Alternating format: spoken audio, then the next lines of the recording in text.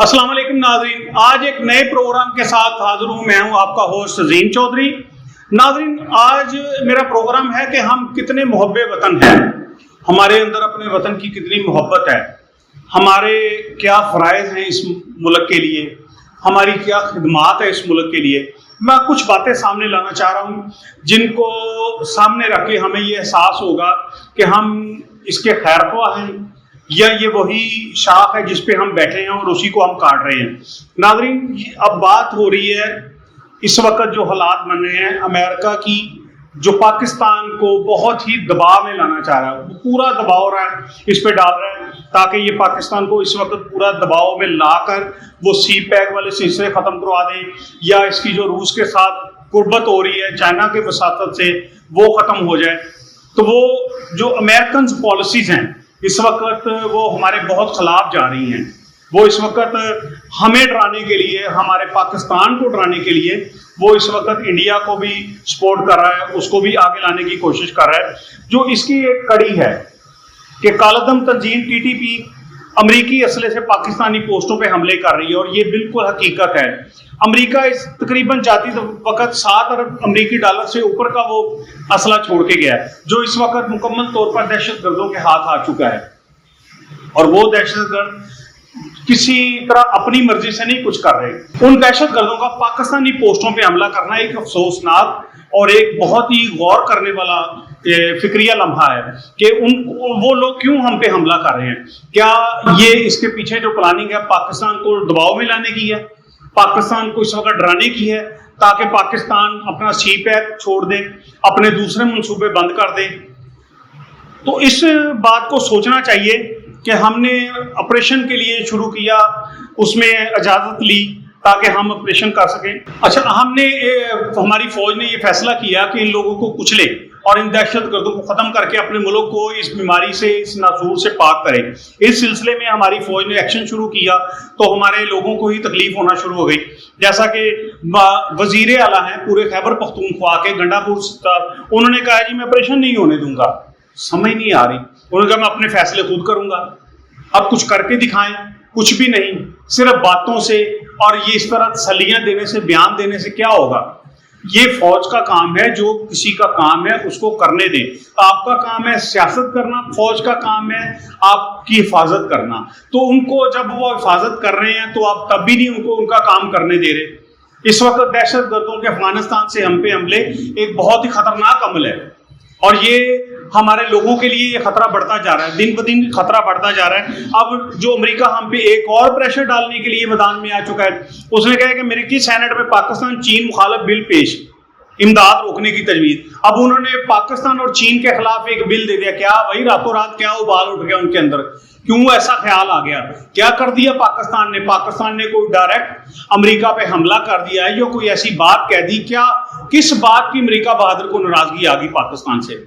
तो ये बात सोचने की है कि इसके पीछे क्या बातें हैं, क्या हकायक हैं, क्या जो ऐसी चीजें हो गई हैं जिससे अमेरिका को इतनी परेशानी आ गई है कि अब वो हमें बार बार कह रहा है कि मीडिया को भी आगे ले आऊंगा, हम पे अफगानिस्तान से भी हमले हो रहे हैं और उसमें असला अमेरिकन इस्तेमाल हो रहा है। अब उसने कहा है कि चीन पे भी पाबंदियां लगा दें। तो इसमें क्या मुहरकात है, क्या बातें हैं जो सामने आ रही हैं।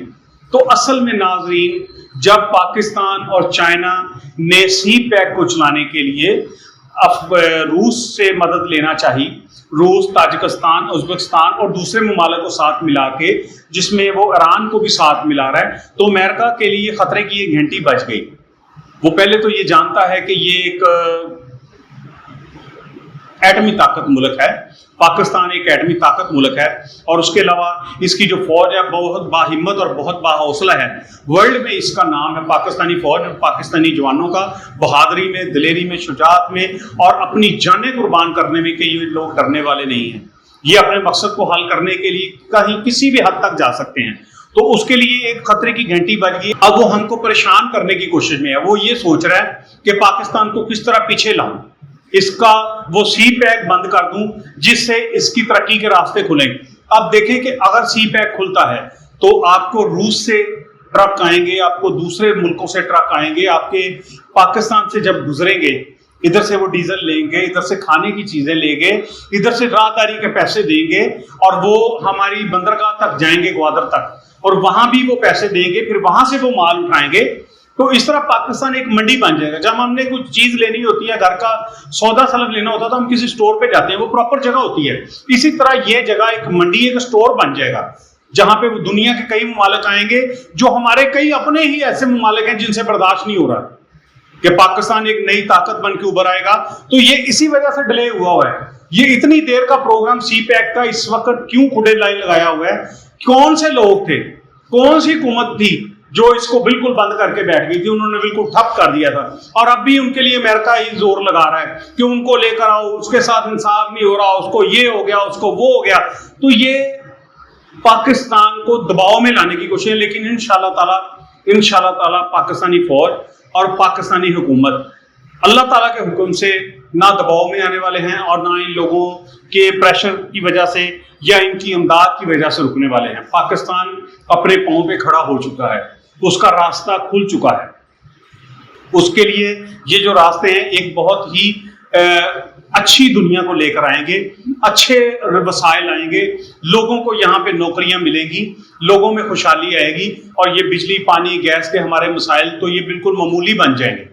ये भी सारी चीजें हल होंगी अगर हम इसको गौर तलब तरीके से सोचें, अगर हम थोड़ा सा समझें। हम वक्ती तौर पे हमें बहुत ज्यादा मुश्किलात है इस वक्त, बिजली के बिलों की वजह से लोग मुकम्मल शोर मचा रहे हैं, खुदकुशियां भी कर रहे हैं, बहुत बुरे हालात हैं, नो डाउट। मैं आप लोगों से मुत्तफिक हूँ, पाकिस्तानी कौम से मुत्तफिक हूँ कि इस वक्त जो हालात हैं महंगाई की वजह से बहुत ज्यादा खराब हो चुके हैं। हर बंदा घर में परेशान है, मुतवस्सित तबका तो बहुत ज्यादा परेशान है, गरीब आदमी की तो पूछे ही मत, कई लोग खुदकुशियां कर रही हैं। तो ये हालात इस वक्त बहुत मुश्किल में जा रहे हैं। लेकिन नाज़रीन, अगर कोई मुश्किल आती है तो उसको कोई हल भी आता है, तो उसके लिए हल के लिए ही हुकूमत को ऐसा कुछ करना पड़ेगा।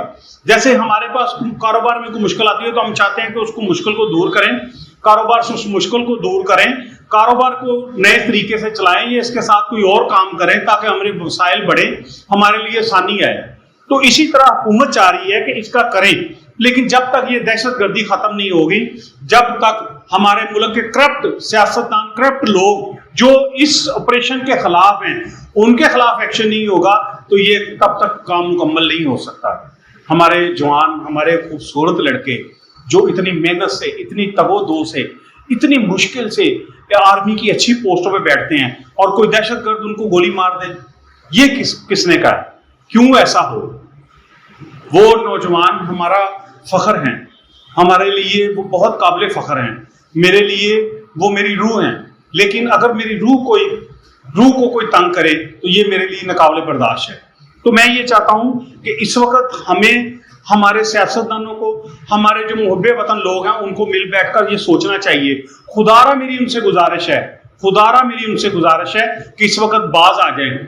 सिर्फ एक सीट की खातर, एक कुर्सी की खातर आपने मुल्क का खाना खराब करने की सोची हुई है। कभी आप अक़वाम मुत्तहिदा में चले जाते हैं, कभी कहाँ चले जाते हैं, तो हमारी नौजवान नस्ल को तबाह कर दिया है।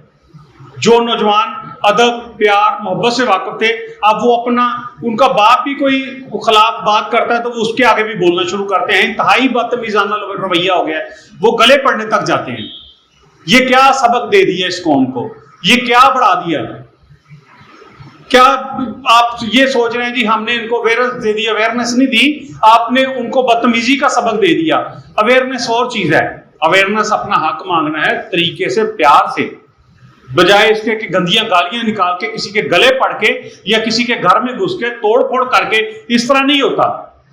अवेयरनेस आती है प्यार मोहब्बत देने से, अखलाक से, और ये सारी बातें अखलाक में भी हो जाती हैं। और इस मुल्क का भला सोचें।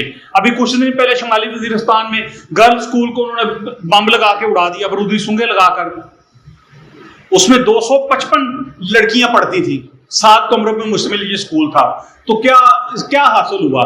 क्या औरत को तालीम हासिल नहीं कर सकती? मेरी माँ या मेरी बहन या मेरी बेटी अगर पढ़ेगी, घर में कोई अच्छे काम सीखेगी, कोई अपने बच्चों को कुछ कायदा पढ़ाएगी, या कोई खबर पढ़ लेगी, कोई कागज आ जाता है, कोई बिल आ जाता है, कोई लेटर आ जाता है, वो समझ के देख के पढ़ लेगी, कहीं ऐसी जगह पे साइन नहीं करेगी गलती से, तो क्या बुरा है? क्यों ये लोग ऐसा चाहते हैं कि ये बच्चियां ना पढ़ें? क्यों ऐसा खाना खराब करने पे तुल गए हैं? ये मुल्क है, इसको चलने दें, इससे मोहब्बत करें। इसको ये जरूरी नहीं है कि ये हक सिर्फ उमरा का ही है कि वो उनके बच्चे ही पढ़ें, ये गरीबों के बच्चों का भी हक है। ये पाकिस्तान है, ये फौज आपका फख्र है, ना कि इस पे आप आवाजें कसें और इसको दुनिया में, पूरी दुनिया में आप मजाक बनाने की कोशिश करें। लोगों के फजूल बातें करने से काम नहीं रुकते, और ये एक मुकद्दस पेशा है फौज का। ये लोग हमारी खातर अपनी जानें कुर्बान कर रहे हैं, हमारी खातर मारे। इस वक्त 2024 में तकरीबन 575 हमारे जो फौजी बच्चे हैं वो शहीद हो चुके हैं, इस दहशतगर्दी की नजर हो चुके हैं। 650 बच्चा, 650 हमारा फौजी, 650 मेरा फख्र, आपका फख्र इस वक्त शहीद हो चुके हैं।